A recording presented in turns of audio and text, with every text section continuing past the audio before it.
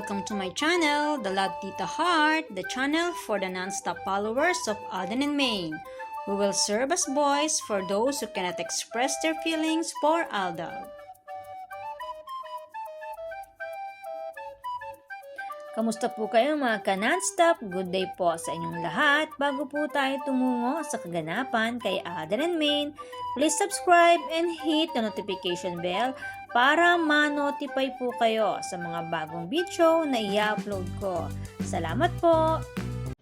Happy Art mga ka-Aldab, special broadcast from Times Square, New York City, January 2, 2024.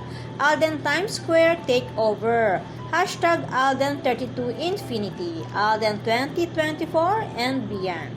At may pagbati pa sa kanyang kaarawan, kaya naman nagpapasalamat si Alden sa lahat ng pagbati na kanyang natanggap. Habang ibinahagi naman ng Pokerson Senior Family ang celebration ng birthday ni Alden. Ang cute ng design ng cake. May 5 aso, blue, yellow, and green ang kulay na ginamit, and rainbow colors naman ang triangle hat na inilagay na decoration sa cake. Ang tingin ko, homemade ang cake na ito. Blue, yellow, and green, Aldab Nation colors yan. Ang Pokerson Jr. family ay 5. Si Mama May, si Dalden, si Seb, si Chin, and Terdy. At lahat dog lovers. At ang rainbow colors na nagpapaalaala sa pinakaunang cake na ginawa ni Nico Maine kay Richard Jr. Sabi nga ni Nico Maine, sa buong buhay niya, si Alden lang ang ipinagluto o iginawa niya ng cake. Kaya kung sino man ang nakaisip ng konsepto ng cake na ito, or kanino man ito nanggaling, salamat sa inyo. Sinadya man ito or coincident lang, masasabing God is good all the time. Isa itong cryptic message. Samantala, pag-usapan naman natin ang interview ni Tony kay Alden Richards na nag-number 5 sa YouTube, trending ang video. Ang pag-amin nga ni Alden Richards, ang sabi sa kanya ni Mr. T, ang labanan sa industriya natin ay hindi paramihan, kundi patagalan. Hindi pasikatan, kundi pahabaan, ang sabi ni Mr. T kay Alden. Kaya nga may survive the confusion na ginawa, di po ba? At hanggang ngayon, dire-diretso. Hanggang ngayon, may sarswela. Kasi na-survive ng fandom ang confusion. Nalaman ng fandom na ang ikinakasal sa tuktok ng bundok sa kasagsagan ng landslide dahil kay Bagyong Egay ay isang impostor. Kasama ang partido ng bawat isa para masabing makatotohanan ang pangyayari.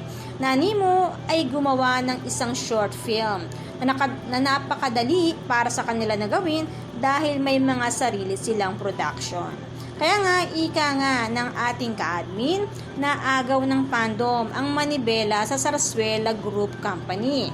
Mapapansin sa interview na naka-highlight ang parte ng kay Mamila. Ang tanong, bakit si Mamila ang napili?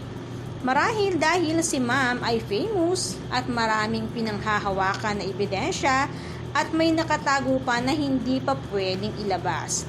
Dahil na rin sa respeto kay Alden and Maine. Kaya masasabing si Ma'am ay isa sa pinakamatinding tinik na nakabara sa lalamunan ng mga sarswelista. Kung mapapanood mo ang interview, may sagot si Alden na hindi nabibigyan ng pansin. Sabi ni Tony, pinomenalang Aldab, nakakakilig. Binanggit ni Alden ang salitang walang script. Deadma ang interviewer sa salitang walang script. Pero ang sabi ni Tony, alam mo ang nangyari sa inyo? Real life drama. Ang sagot ni Alden, yes, it's real life. Walang script. So, ibig sabihin, totoong buhay, wala talagang script. Pero mapapansin sa mga naging interview ni Alden, kapag pumapatungkol na sa kanilang dalawa ni Maine at napapansin na totoo na yung sinasabi niya, biglang pinuputol o kaya dinededma. Hinihilagad ang usapan patungo sa sarswela para lang mag-deny uli si Alden sa pagiging mag-asawa nila ni Maine at pagkakaroon ng anak. Akala naman nila sa ganitong paulit-ulit na interview at pagde-deny, mabubuwag ang fandom. Paano mabubuwag? Alam naman ng fandom na may sarswelang nagaganap. Siyempre, tao lang nasasaktan kapag ganito yung naririnig. Pero tapos noon, wala na. Tuloy uli ang laban. bakit tuloy ang laban? Kasi nga, alam naman nila ang katotohanan. Kaya nga pagkatapos pag-deny ni Alden, sinusundan niya kaagad. Hayaan natin sila. Masaya sila doon. I always support happiness of people. Kaya naman yung mga naniniwala kay User at Cloney, galit na galit kung sintidor daw si Alden. Wala raw respeto. Halos murahin nila si Alden sa pangbabash. Akala mo naman ang mga ipinagtatanggol nila, mga totoong tao.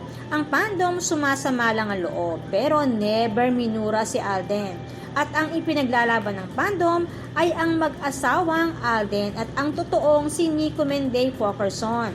Hindi lang ang happiness ng fandom ang sinusuportahan ni Alden, kundi pinuprotektahan ang nalalaman ng fandom na hindi pa pwedeng ilabas. Ika nga, marami pang ebidensya ang fandom sa pagiging mag-asawa nila Richard Jr.